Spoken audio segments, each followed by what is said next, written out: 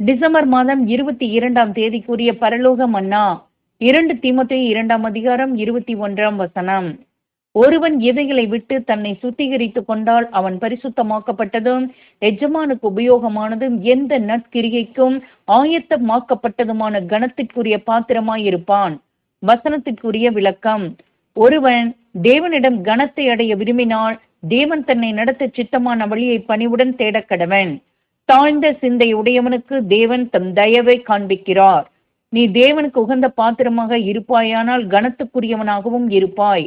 ஏற்ற காலத்தில் அவர் உன்னை உயர்த்தும்படிக்கு அவருடைய பலத்த கைக்குள்ளாக அடங்கியிரு. இதிலே பொறுமையுடன் இருந்து உன் கைக்கு நேர்மையாக காணப்படுவது எதுவோ அதை உன் முழு மனதுடன் செய்.